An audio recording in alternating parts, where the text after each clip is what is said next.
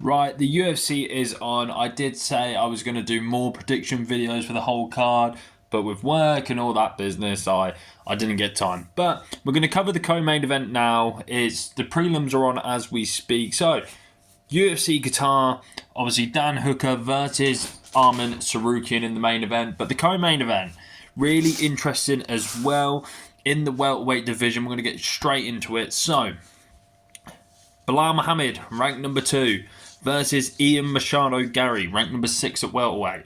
This is a great matchup. I didn't expect this to come. I thought Belal might have been fighting, someone like a Kamaru Usman or maybe someone further down the line. I thought Garry was going to be getting maybe, potentially a title shot. I thought they might have put him against. Maybe I wouldn't be surprised if they would have put him against someone low in the rankings. I don't know why, but I feel like they've got plans with other people, and Garry's not on their radar at this moment in time. But Garry certainly is a future star in the making. Garry's quality, Belal's quality, they're both good. So let's get straight into it, and you know how we do it here. We're going to talk about one guy and all his good wins, his records, some things I think they're good at, they're not. And then we'll go on to the next guy. So, person on my left, number ranked 2 welterweight in the world, Belal Muhammad. Belal Muhammad, people love to hate on him. Personally, you all understand why. His fight style is boring. He wants to just take you down and sit on you. He thinks he's better than what he is. He's a bit of a cringe guy. But I think Belal Muhammad is really, he's underrated. Belal Muhammad is really good, and we've got to face the fact that he is that good. He got to the championship fight with Leon, beat Leon for the welterweight title, former champion, then lost against his first defence against JDM, Jack Della Maddalena. But no shame in that. But at the same time, Belal probably could have won that fight, but he chose not to. For some reason, Belal Muhammad decided to stand and strike with the better striker and not use his wrestling. Belal, we probably could have been seeing it Islam v Belal at welterweight. That was last weekend.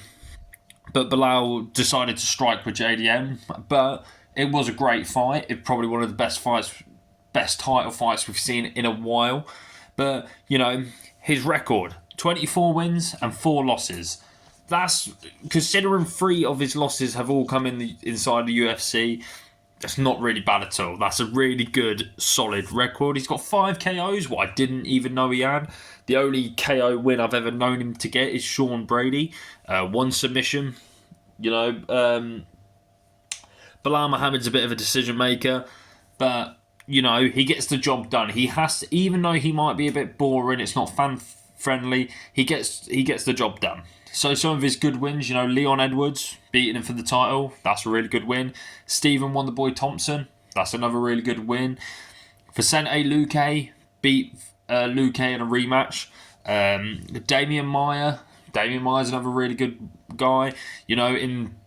When welterweight Damian Maia is one of the best welterweights in history. If there was a top 15, you probably would put Maia in that top 15. And Sean Brady, taking Sean Brady's O from his record. Belal Muhammad has got a solid resume right there. That's 1, 2, 3, 4, 5. That is 5 ranked wins. Really good. His losses to Vicente Luque, he redeemed that one back, so that's not really that bad. But Vicente used to be a top 5 guy. Jeff Neal, lost to Jeff Neal. Jeff Neal's been a top 10 guy. And obviously last time out against Jack Della Maddalena, now former champion. So he's lost to a former champ and 2 guys who have been inside the top 5 and the top 10. But Belal, he's probably one of the best wrestlers in the welterweight division, because he will just sit on you. He'll take you down. He's got great cardio, great stamina. He is a pressure fighter. He's going to do everything he can to take you down and sit on you and maul you, He's got heart, I'll be honest. Belal Muhammad does have heart. When in the Jack Della Maddalena fight, it was competitive. They were both bloodied up. That fight proved a lot for both guys. He's underrated, like I said, and he is a decision guy. He's a decision maker. He will go to decision happily.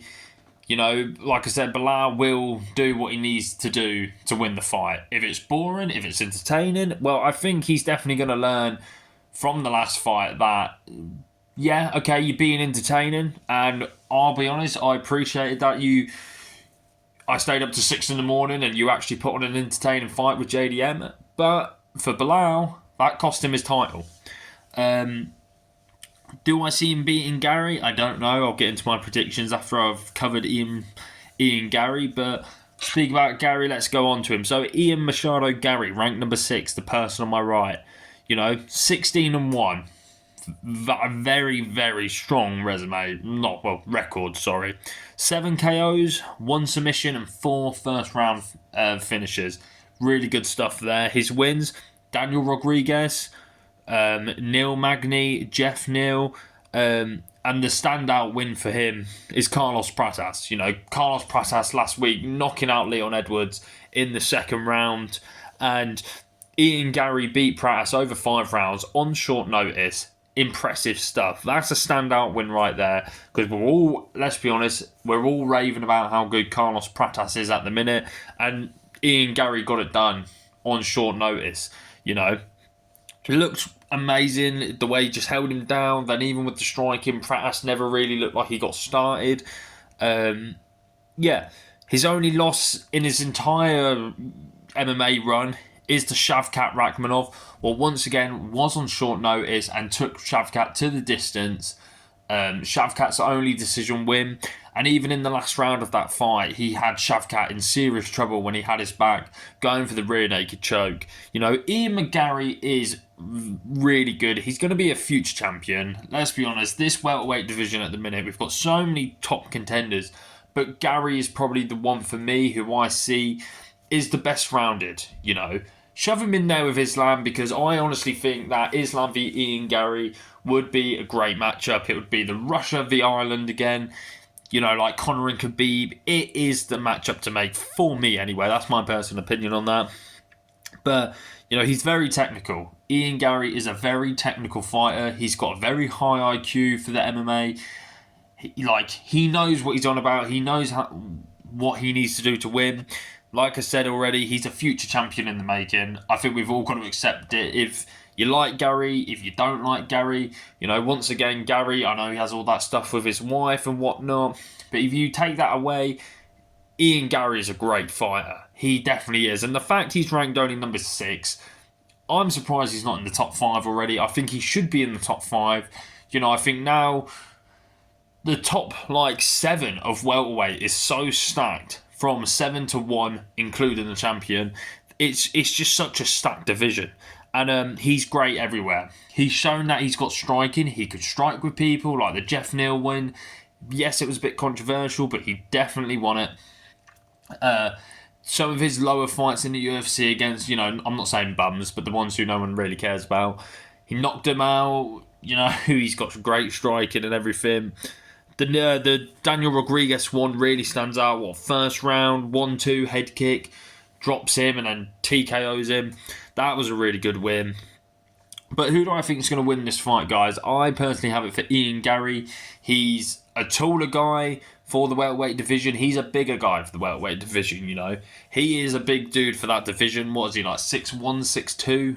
Very tall. I think Gary's got more ways to win. I think Belal's probably got better wrestling, but Garry can probably stand with him in the wrestling department. I think we all know that Ian Garry's got better striking.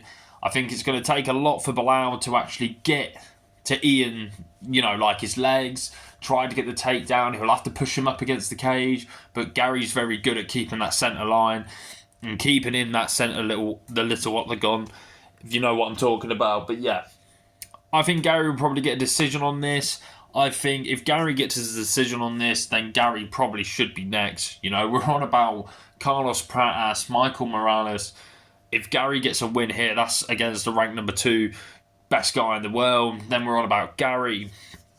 And out of all those guys, I think Ian Garry should get a title shot if he beats him. Then he's beaten a former world champion. He's beaten one of the guys we're saying should be getting a title shot. So, that's where we're at in this welterweight division. Was absolutely stacked. I love it. I think it's great. It's probably the most entertaining division in the sport right now. So stay tuned for later tonight, guys. You know, for UK fans, the prelims are on as we speak. As soon as I've done editing this video and everything like that, I'm going to get myself on the sofa and start watching the prelims because I'm buzzing for this card. It's a great fight night. I wish I could have covered all the stuff, but work has been really busy this week, so I do apologise. But like I said, enjoy the show, everything like that. Like, comment, subscribe. I'd really appreciate it if you guys could smash that subscribe button. Only because we've been growing since I've started doing these styles of videos. I've gone from like 29 subs to now like 32, so we're slowly growing. So it would be much appreciated, guys. So, like I said though already, enjoy the show, and I'll catch you in a bit.